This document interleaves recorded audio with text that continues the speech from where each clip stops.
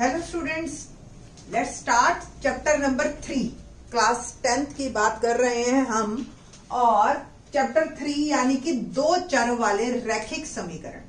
इस चैप्टर के objective question start करने से पहले मैं आपको थोड़ा सा इसके बारे में बता देती हूँ, जो कि हम इसको कहते हैं जो की पॉइंट्स या जो पहले थोड़ा सा आपके दिमाग में चैप्टर 3 के बारे में आना चाहिए।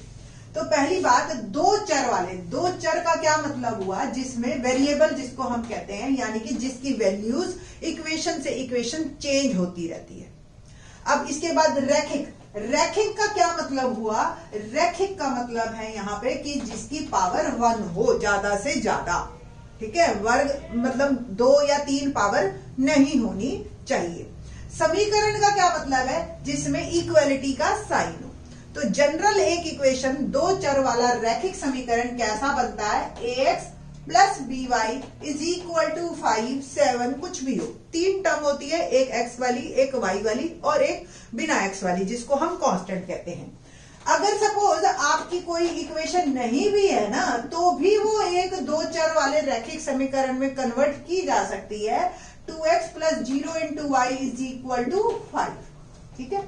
तो जनरल इक्वेशन अगर ये है ax plus by is equal to c, तो एक क्वेश्चन जो हमारे पास मन मारकर इस तरीका की बन जाता है कि व्हाट्स a है, तो a इज 2, x का जो भी कोफिशिएंट है वो 2 है, गुणांक जिसको कहते हैं। y का जो भी कोफिशिएंट है, जैसे यहाँ पे 0 है, y नहीं दिखाई दे रहा, 0 लिख दो, कोई दिक्कत नहीं, ठीक है। और c यानी कि कांस्टेंट वो 5 है। तो इस तरीके से आपका 1 मार्क का क्वेश्चन बन जाता है, जो कि हमने 9th क्लास में 2.1 एक्सरसाइज में किया था इस टाइप के क्वेश्चंस को। इसके बाद दूसरी बात जो है हमारे पास वो क्या है कि ये जो इस तरह की इक्वेशन आती है यानी कि समीकरण, इस टाइप की इक्वेशन जो है ग्राफ बनाते हैं हम। ग्राफ कैसे बनाते हैं, ग्राफ का क्या मतलब है, ग्राफ अगर आप इसका ड्रॉ करो, 9th क्लास में ही हमने सीखा था, इसकी हम एक टेबल बनाते हैं x और y टाइप की, और उस टेबल पे जो है x और y की वैल्यू लिखते जाते हैं, और हमारी जो है वो टेबल फिनिश होके हम उसको एक कोऑर्डिनेट ज्योमेट्री इस तरीके से प्लॉट करते हैं। कोई भी एक लाइन ये की फॉर्म में आती है। तो अगर इसका ग्राफ बनाया जाए इस तरह की इक्वेशन का, जैसे 2x plus y is equal to 5, आपने ये टेबल बनाई, ये x और y, x की वैल्यू 1 डाली, y की वैल्यू 3 डाली, देखो आ रहा है 5, ठीक है ना, x की वैल्यू 2 डाली, y की वैल्यू 1 डाली। तो इस तरीके से 3 वैल्यूज आप बनाते हैं और एक ग्राफ बनाते हैं। ग्राफ का मतलब स्ट्रेट लाइन यहाँ पे। अब कोई भी हम जो है दो हमें पेयर मिलेंगे, दो इक्वेशंस मिलनी शुरू हो जाएंगी। अब जो दो इक्वेशंस हमें मिल रही हैं, उसका क्या क्या हमारे पास क्या क्या बन सकता है। ग्राफ पे डेफिनेटली वो दो लाइंस बनेंगी। अब वो दो लाइंस बनेंगी तो वो जो दो लाइंस है वो किस टाइप की होंगी। तो इसमें हम 3 तरीके से काम करते हैं। एक तो लाइन जो है दिखेगी कैसे, क्या वो समांतर रेखाएं होंगी, क्या वो एक के ऊपर एक लाइन चढ़ जाएगी, क्या वो लाइंस जो हैं वो एक दूसरे को एक जगह पे कट करेंगी, ठीक है। उनको हम कहते हैं इंटरसेक्टिंग लाइंस या प्रतिच्छेदी रेखाएं। और वो जो है, अब बात करते हैं हम कि किस तरीके से दो समीकरण आपको मिलेंगे और आपको क्या क्या पूछ सकते हैं। a1x plus b1y is equal to c1, ये एक आपको इक्वेशन मिलेगी समीकरण। a2x b2y c2, दो इस तरह से इक्वेशन मिलेंगी जिसमें अलग अलग वैल्यूज यहाँ पे लगी होगी x y के साथ। तो आपको सबसे पहले ये देखना है कि a1 बाय a2 क्या b1 बाय b2 के बराबर है या नहीं है। अगर बराबर नहीं है तो इसका मतलब आपकी रेखाएं प्रतिच्छेदी रेखाएं हैं, वो एक दूसरे को यहाँ कट करेंगी। अच्छा, हल के बारे में पूछ ले तो अद्वितीय हल है, ठीक है। और आपसे संगत भी आपसे पूछ सकते हैं कि हल संगत है या नहीं है, परिणाम आपके संगत है या नहीं है। तो एक कंडीशन हमारी यहां पड़ जाती है। दूसरी जो है वो, अगर a1 बाय a2 और b1 बाय b2 आपके बराबर हो गए तो आपने चेक करना है c1 बाय c2 को। और अगर वो बराबर नहीं आया, जैसे एक एग्जांपल मैं आपको दे रही हूं पहले इसका, 2x plus y is equal to 5, एक ये इक्वेशन दी, एक हमने दे दी 4x plus 5y is equal to 7। अब यहाँ a1 बाय a2 आप देख रहे हो 2 बाय 4 है, नॉट इक्वल टू 1 बाय 5, ठीक है। जो इस तरह की है तो यहाँ पे आपके ये कंडीशन फुलफिल होती है। बट अगर इसी इक्वेशन को मैं दूसरी इक्वेशन को हल्का सा चेंज कर देती हूँ और अब करते हैं तो 2/4 इज इक्वल टू 1/2, दोनों सेम है ना, रेशो कट रहे हैं, और नॉट इक्वल टू 5/7। तो यहाँ पे ये इस कंडीशन को फॉलो कर रहा है और रेखाएं जो है हमारी समांतर रेखाएं बनी, और समांतर रेखाएं जो है आपकी कोई हल नहीं देती। इनमें से कोई भी वर्ड पूछ सकते हैं, वो कोई हल नहीं, समांतर रेखाएं या असंगत हल। ठीक है जी, असंगत जो है परिणाम है आपके। तो इस तरीके का आपको प्रॉब्लम मिल सकती है, ऐसे क्वेश्चंस पूछ सकते हैं। तीसरी जो हमारी कंडीशन है वो है समपाती रेखाएं, यानी कि एक के ऊपर एक चढ़ जाती हैं वो रेखाएं। कैसे चढ़ती हैं? देखिए, एक रेखा यहां से शुरू की आपने, एक रेखा यहां से शुरू की और वो आ गई। उसमें जो है a1/a2 equal to b1/b2 equal to c1/c2, तीनों आपको बराबर मिलेंगे। जैसे एग्जांपल, अगर यही इक्वेशन में 2x + y is equal to 5, तो 4x + 2y is equal to 10। अब देखो सबका रेशो 1/2 1/2 1/2 है ना, 2/4 1/2 5/10, तीनों सेम आ गए। तो ये जो है आपकी समपाती रेखाएं हैं। ठीक है, और ये जो है हल है, इसके मिलेंगे आपको, और हर पॉइंट इसका हल है क्योंकि हर पॉइंट पर रेखा कट रही है। तो अपरिमित अनेक हल मिलेंगे, इनफाइनाइट मैनी पॉइंट्स। ठीक है, तो ये जो है छोटी छोटी बातें आपको पता होनी चाहिए थी। Let's start some questions. हम क्वेश्चन शुरू करते हैं। क्या है क्वेश्चन? रैखिक समीकरण, पहला क्वेश्चन जो आपको मेरे राइट में दिखाई दे रहा होगा, है ना। तो क्या है फर्स्ट क्वेश्चन? रैखिक समीकरण 5x - 3y - 6 is equal to 0 को प्रदर्शित करती है। अब कैसे, क्या प्रदर्शित करती है? चार ऑप्शन देखते हैं हम। ए परवलय, वृत्त, सरल रेखा, इनमें से कोई नहीं। अब देखो, अब परवलय क्या होता है आपका, जो है कि कोई कर्व, ठीक है, वृत्त मतलब सर्कल, और जो है सरल रेखा अभी हमने जैसे ड्रॉ कर रहे थे हम, और इनमें से कोई नहीं। तो जो भी आपका दो चर वाला रैखिक समीकरण होता है बेटा, यानी कि ax + by is equal to c type का, अब यहाँ पे जो दे दिया ये इसी टाइप का है। 5x - 3y - 6 is equal to 0, इसी टाइप का है ये। आप इसको कुछ अलग मत लेके चलिए, a और b की वैल्यू ही चेंज हुई है बस। ठीक है, तो यहाँ पे ये जो जिसमें x और y दोनों हो और उनकी ज्यादा से ज्यादा पावर a, तो ऐसी हमेशा सरल रेखाएं बनाती हैं। तो उत्तर क्या हुआ इसका? सी, सरल रेखा। Second question, x is equal to 5 का आलेख। अब मैंने अभी आपको बताया था कि अगर y नहीं भी दिखाई दे रहा तो भी आप y को 0y लेके चल सकते हो, और जो भी इसका ग्राफ आएगा आप खुद ड्रॉ करके देखो। आप कहोगे ड्रॉ कैसे करें, हमारे पास तो टेबल ही नहीं बन रही। तो आपको क्या करना है, टेबल में x और y, इसको आप x + 0 × y is equal to 5 ऐसे लेके चलो।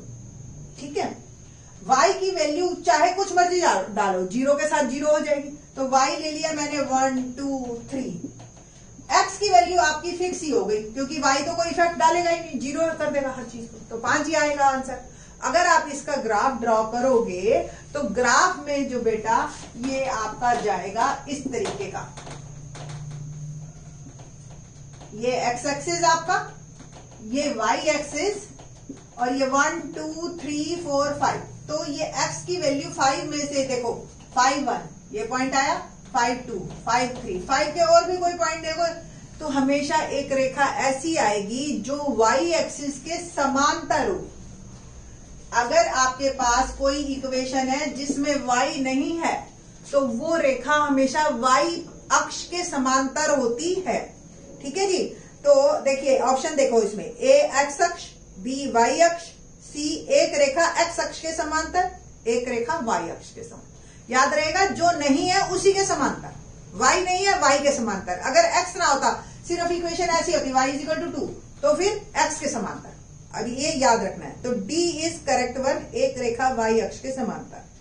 तीसरा, यदि 5 पेंसिल और 7 कलमों का मूल्य 5x + 7y। अब देखो, आपको ऐसी इक्वेशन पहले बनानी पड़ती थी, अब इन्होंने खुद बना के दे दी 1 मार्कर क्वेश्चन में, कि आपको नहीं तो क्वेश्चन 4 मार्क में होता तो आपको ये इक्वेशन भी बनाने दे देते कि माना कलम का मूल्य x, पेंसिल का मूल्य x, कलम का y। तो इक्वेशन 1 बन गई मेरी 5x + 7y is equal to 50। 7 देखते हैं, यदि 5 पेंसिल और 7 कलमों का मूल्य 5x + 7y 50 है। अब देखो इस इक्वेशन से हमें पता चल रहा है कि 5 के साथ जो है वो पेंसिल है, तो पेंसिल का मूल्य x हो गया और कलम का मूल्य हो गया y। तो 7 पेंसिल और 5 कलम, तो 7x + 5y = 46, 46 रुपए लिखा जाएगा। तो A option is correct one. 7x + 5y = 46। Fourth question देखते हैं, यदि दो संख्याओं का अनुपात 5:4 है और यदि प्रत्येक संख्या में 10 जोड़ दिया जाए तो अनुपात 6:5 बन जाता है, संख्याएं क्या होंगी? हमें नहीं पता दोनों संख्याएं क्या हैं, हमने मान लिया दोनों संख्याएं x/y। अब x/y का अनुपात हमें दे रखा है 5:4। अब दोनों में 10-10 जोड़ दो, x + 10 y + 10, और अनुपात जो है वो मेरा आ गया 6/5। इसको थोड़ा सा हल करना पड़ेगा आपको क्वेश्चन को। पहले आप इसमें आर पार गुना करो और 4x = 5y आ गया। यहां से आप यहां भी आप आर पार गुना करेंगे और करेंगे 5x + 50 और 6x + 60। ठीक है, x का मान क्या आया यहां से? 5/4y डाल दीजिए, 5/4y। ठीक है, y को एक साइड कर दो और 50 को उधर ले गए। क्या किया मैंने? पहले x का मान डाला, ये वाला, इस 6y को इधर ले आई, 50 को उधर ले गई। ठीक है, अब कुल मिला के क्या आ गया? 5×5 = 25/4y - 6y = 10। ये मेरा आ गया। बस अब इसको हमने हल करना है। तो y अगर कॉमन ले लो या आप लघुत्तम ले लो इसका 4, तो 4 एकम 4 25y, और यहां पे नीचे 1 है तो 1 और 4 4 6 24y बराबर आपका ये आ गया 10। आर पार गुना कीजिए, 25 में से 24 गया y/4 बराबर 10। y का मान 10 चौके 40, y आ गया आपका 40। अब आपको याद है x हमारा 5/4y था, y का मान डाल दीजिए 40 और आपका x आ गया 50। तो x 50 और y 40। So my answer A is correct one. ठीक है जी, तो ए उत्तर हमारा ठीक है बिल्कुल ना। 5वां, दो धनात्मक पूर्णांकों का अंतर x 36 है, इन पूर्णांकों का अनुपात 4:3 है, तो हमें क्या बताना है? ये पूर्णांक होंगे। चलिए करते हैं ये वाला क्वेश्चन। क्वेश्चन नंबर 5, दो धनात्मक पूर्णांकों का अंतर, यानी कि एक पूर्णांक x ले लिया, एक y ले लिया, 36 है। पूर्णांकों का अनुपात 4:3 है। तो आप देख रहे हो आर पार अगर गुना की तो 3x = 4y। ठीक है जी, तो बिल्कुल उसी तरह से x का मान क्या आ गया? 4/3y। डाल दे इसमें x का मान, 4/3y - y = 36। लघुत्तम लिया हमने 3, तो ये 4y घटा, इसके नीचे 1 है, 3y = 36, y/3 = 36। y का मान आ गया 36 × 108। y का मान 108 डालिए और x निकाल लीजिए, x - 108 = 36। तो x आ गया 36 + 108 144। तो आप यहां से भी डाल सकते थे, y का मान आपने डाल दिया 108, दोनों से किसी से निकालो, आंसर शुड बी सेम। ठीक है, तो 3 × 3 = 9, 3 × 6 = 18, 36 चौके 144, ऐसे भी आप निकाल सकते हो। तो पूर्णांक क्या हो गए? 144 और 108। ए इज करेक्ट वन, सारे आंसर ए ही हैं। छठा, समीकरण a1x b1y + c1 = 0, a2x + b2y + c2 = 0। ये बिल्कुल मैंने अभी बताया था। देखो, a1/a2 is not equal to b1/b2। तो मैंने आपको बताया था ना कि ये कैसी रेखाएं बनेगी? प्रतिच्छेदी और अद्वितीय हल। ये दो वर्ड आपने याद रखने। तो सी इज करेक्ट वन, अद्वितीय हल। देखो 2017 में आया भी हुआ है सेट बी में। नेक्स्ट 7वें में, अगर यही समीकरण है a1x b1y plus c1 0, a2x b2y plus c2 0, ये पक्का एक क्वेश्चन आना ही आना है आपके में। a1 by a2 equal to b1 by b2 equal to c1 by c2, तीनों बराबर है। तो कौन सी रेखाएं बनाई थी हमने, आपको पता है ना, समपाती रेखाएं, एक के ऊपर एक चढ़ गई थी। अपरिमित अनेक हल, हर बिंदु हल है उसका, तो अपरिमित अनेक हल, सी इज करेक्ट वन। 8वें में देख लो अगला, यही देखो 2017 में तीनों सेट में, चारों में अलग अलग कंडीशन करके उन्होंने दे दिया ये question. a1 by a2 equal to b1 by b2 और not equal to c1 by c2। तो ये कौन से हल हो गए, कोई हल नहीं, क्योंकि ये बनेगी समांतर रेखाएं। समांतर रेखाएं कहीं भी एक दूसरे को कट नहीं करती हैं, तो कोई हल नहीं। 9वां क्वेश्चन, अब ये आपके ऐसे क्वेश्चन है जो वन वर्ड है, एक में उत्तर दो।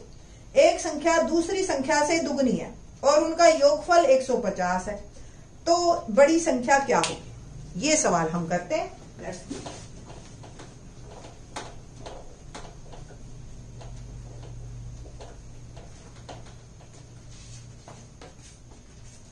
हाँ जी, तो एक संख्या दूसरी संख्या से दुगनी है, तो माना पहली संख्या x तो दूसरी हो गई 2x, और दोनों का योगफल 150 है। बहुत सिंपल, x जमा 2x 150, 3x 150 और x क्या आ गया 150 बटा 3 यानी कि 50। अब जो छोटी संख्या है 50 है और बड़ी हो गई 50 दूनी 100, तो बड़ी संख्या हमारी हो गई 100, तो उत्तर हो गया 100। अगला क्वेश्चन करके 6 जोड़ने पर 28 प्राप्त होता है, रैखिक समीकरण क्या होगा। माना संख्या x, संख्या को 2 से गुना करो, 6 जोड़ दो, 28 प्राप्त होता है, यानी कि बराबर 28। जैसे जैसे वो कह रहे हैं वैसे वैसे लिखते जाओ। संख्या को 2 से गुना करने पे 6 जोड़ने पे 28 प्राप्त, तो हमारी वो रैखिक समीकरण पूछा है, बस यही उत्तर हो गया मेरा, दैट्स इट, है ना आसान। 11वां, समीकरण युग्म का हल क्या होगा। अब देखो इसको मैं आपको हिंट दे देती हूँ, कोई भी दो संख्याएं अगर ऐसी मिल जाए, चाहे कैसी देखने में हो, अगर उनके कांस्टेंट्स 0 हैं, यानी कि उनमें x और y वाली टर्म दोनों 0 है, तो उत्तर हमेशा 0 0 आएगा। ये आप आंख मूंद के आंसर लिख देना 0 0। बट यहां अगर निकालना पड़ गया तो वर्गमूल देख के थोड़ा सा बच्चे घबराते हैं, बट ज्यादा घबराने की जरूरत नहीं है आपको। देखो जो इसका कोफिशिएंट है उससे इसको करो और इसको इससे करो, और आपको यहाँ तो शो भी नहीं करना, आपको सिर्फ हवा में ही करना है, रफ में काम करना है, और यहाँ तो सिर्फ उत्तर बताना है। तो √5 और √2, √10 हो गया, माइनस √5 और √3, √15 हो गया, y 0, क्योंकि 0 इंटू समथिंग 0। अब ये √5 √2 ये भी 10, सेम बनाने के लिए ही हमने किया है, 2 दूनी 4, अंडर रूट और अंडर रूट वाले आपस में गुना हो जाते हैं, बस 0 घटा दो, उठा ये कट गया। अब घटा का √15 घटा का √4, ये हो गया y बराबर 0, और किसी भी चीज के 0 अपॉन, ये सारा उठ के नीचे चला जाएगा, √15 घटा √4 0 अपॉन समथिंग 0, सिंपल। y का मान आ गया 0। अब इसमें जरा डालना y का मान, √2x minus √3 0 is equal to 0, 0 into something 0, तो ये टर्म 0 हो गई, ये भी 0 हो गई, x अपॉन 0 अपॉन 2 √2 रूट, ये भी 0, तो सब 0, तो हमेशा उत्तर इसका 0 0 ही आएगा। 12वां, दो संपूरक कोणों में बड़ा कोण छोटे कोण से 18 अधिक है। पहले आपको ये पता होना चाहिए कि संपूरक कोण किसे कहते हैं। संपूरक कोण का मतलब है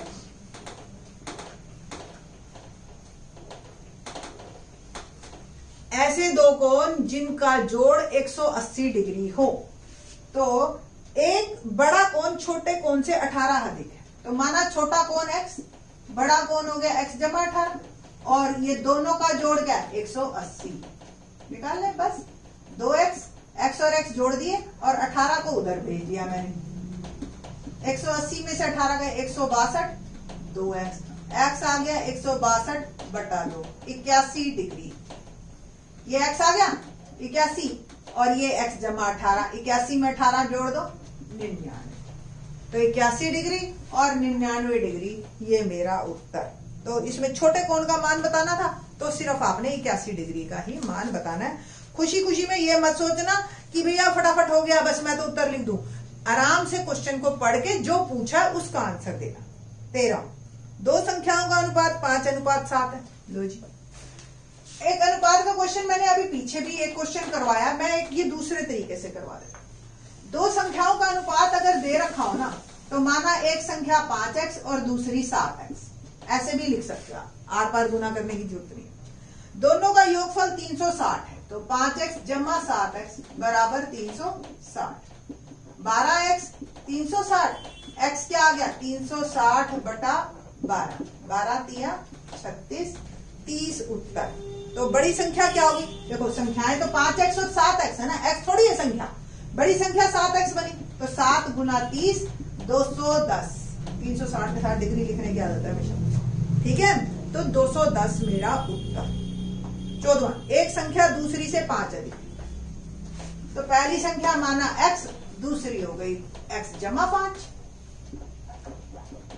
और दो का योगफल 75 है। तो इस तरह के क्वेश्चन आपको आसान मिलेंगे। मैं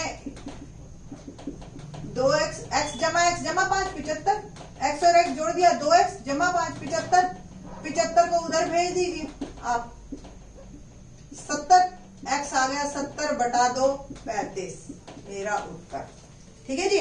तो छोटी संख्या आपकी 35 हो गई, बड़ी संख्या 40। चेक भी कर सकते हो आप, 35 जमा 40 75।